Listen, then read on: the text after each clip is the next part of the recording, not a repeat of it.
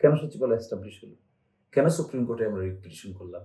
এখন আপনারা ঘুম থেকে উঠে বলছেন সরকার উপযুক্ত মনে করিলে। তো সরকার উপযুক্ত মনে করবে না। কথা সংসদের উপর ছেড়ে দিয়েছে। ওনারা কমিটিতে একটা লিখিত প্রস্তাব করেছেন আইন মন্ত্রণালয়ের পক্ষ থেকে। তার মধ্যে বলেছেন কোন প্রস্তাব অর্ডিন্যান্সটাকে, অধ্যাদেশটাকে তারা ল্যাপস করে দিতে চান, কোন অধ্যাদেশকে তারা সংযোজন বিয়োজন করতে চান, আর কোন অধ্যাদেশকে অটোমেটিক আইনে রূপান্তর করতে চান। তার মধ্যে মেজর যে সমস্ত অর্ডিন্যান্স আছে, যেমন গুম প্রতিরোধ এবং প্রতিকার অধ্যাদেশ, তারা বলছেন এটা ল্যাপস করে দিবেন, মানে বাদ করে দিবেন। তারা এটাও প্রস্তাব করেছেন জাতীয় মানবাধিকার কমিশন অর্ডিন্যান্স, এটিকেও তারা প্রস্তাব করেছেন ল্যাপস করে দিবেন। বাংলাদেশের সুপ্রিম কোর্টের বিচারক নিয়োগ অধ্যাদেশ, এটাও বলছেন অসাংবিধানিক, থাকা যাবে না। ঘুম থেকে উঠেই বলেন অসাংবিধানিক। এতক্ষণ ঘুমিয়েছিলেন, সবকিছু সাংবিধানিক ছিল, বিচারকও নিয়োগ হয়ে গেছে। এখন ঘুম যেহেতু জেগেছে, হঠাৎ করে জেগে দেখেন সবকিছু অসাংবিধানিক হয়ে গেছে। আবার পৃথক বিচার বিভাগীয় সচিবালয়ের দায়িত্ব, সেটা সেকশন 7-এ এসে বলছেন যে সরকার উপযুক্ত মনে করিলে এই মর্মে গেজেট নোটিফিকেশন দায়ের করবে। তাহলে এত কিছু কেন হলো? কেন সচিবালয় এস্টাবলিশ হলো? কেন সুপ্রিম কোর্টে আমরা রিট পিটিশন করলাম? কেন দিনের পর দিনই হলো? কেন তৎকালীন প্রধান বিচারপতি ঘটা করে এই বিচার বিভাগীয় সচিবালয় উদ্বোধন করলেন? এখন আপনারা ঘুম থেকে উঠে বলছেন সরকার উপযুক্ত মনে করিলে। তো সরকার উপযুক্ত মনে করবে না, তা তো হয়ে গেল, ঝুলিয়ে রাখবে। নন ইনভার্টার এসির দামে ঘরে আনুন বিদ্যুৎ সাশ্রয়ী ইনভার্টার এসি। এখন 1.5 ton my one inverter AC মাত্র 48,900 টাকা পাওয়া যাচ্ছে মিনিস্টার শোরুমে।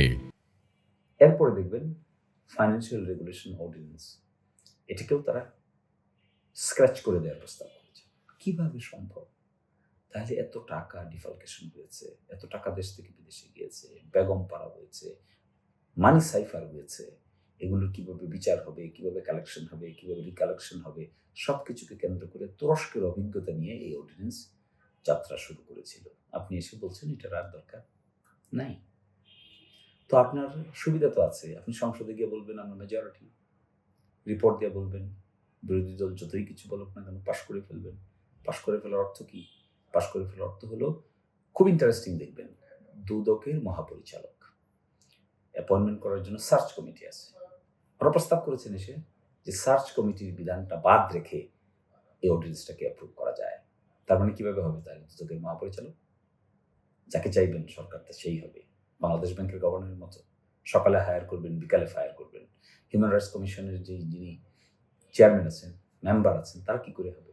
তারা হবে সার্চ কমিটি হবে। সার্চ কমিটি তাদেরকে বের করে সুপ্রিম কোর্টের বিচারকের নেতৃত্বে কমিটি হবে, তারা তাদেরকে অ্যাপয়েন্টমেন্ট দেবেন।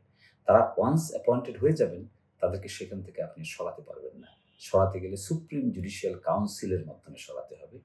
সকালবেলা নোটিশ দিবেন, বিকালবেলা পত্র পাঠে বিদায় করে দিবেন। এগুলোর নাম তো ডেমোক্রেসি না, এগুলো তো কোনো স্বাধীন প্রতিষ্ঠান এভাবে তো গড়ে ওঠে না। এই জন্য তারা এটাকে বাতিল করতে চেয়েছেন।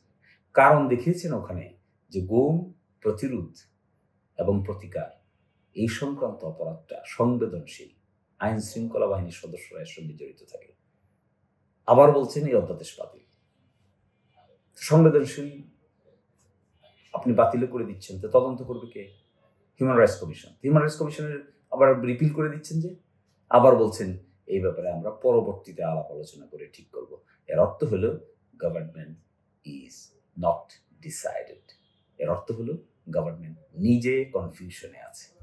এক সময় বলে রাখবে, এক সময় বলে বাদ দিবে, এক সময় বলে পরবর্তীতে আলাপ আলোচনা করে আমরা ঠিক করব। করতে পারছেন না তো, ইনক্যাপাসিটি। একটা কমপ্লেক্স ইস্যু যখন আপনি সলভ করতে পারবেন না, তখন you will be termed as an incapable. সেটা না করে আপনি যে সমস্ত যুক্তি খাড়া করছেন, তাতে গুমের ট্রাইব্যুনাল গঠিত হয়েছে বাংলাদেশে। আইনের অধীনে ইতোমধ্যে কোর্ট গঠিত হয়ে গেছে। আপনি বলছেন আইনকে এখন বাদ করে দেবেন। কি আশ্চর্য! সুপ্রিম কোর্টে বিচারক নিয়োগ হয়ে গেছে, এখন আপনি বলছেন এই আইন অসাংবিধানিক। অসাংবিধানিক বলছেন কেন? এই আইনকে চ্যালেঞ্জ করে সুপ্রিম কোর্টে রিট পিটিশন হয়েছিল। এই রিট পিটিশন কয়েকদিন শুনানির পরে হাইকোর্ট ডিভিশন সামারিলি রিজেক্ট করে দিয়েছে। ওই রায়টাও তো মানতে চান না। যে জুলাই সনদ বাস্তবায়ন আদেশের কথা বলছেন, এটির 100-06টা সঠিকভাবে হয়েছে কিনা এই মর্মে হাইকোর্টে রিট পিটিশন হয়েছিল। হাইকোর্ট সেটাকে সামারি রিজেক্ট করেছে। তার বিরুদ্ধে জনাব মহসিন রশিদ অ্যাপিলেট ডিভিশনে আপিল করেছিলেন, সেই আপিলও খারিজ হয়ে গেছে। এই রায় তো মানতে চাচ্ছেন না।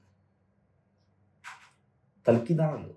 দাঁড়ালো হলো, শেষ কথা দাঁড়ালো এটাই, মেজরিটি পেয়েছেন, 200-র বেশি আসন পেয়েছে। সুতরাং কে কি বলল, কে কি তুলল, কে কি ভাবলো, এটা গুরুত্বপূর্ণ নয়। আপনারা কি ভাবলেন এটাই গুরুত্বপূর্ণ। তাই যা ইচ্ছে তাই বলছেন, বলেন, বাকিটা মানুষ দেখবে।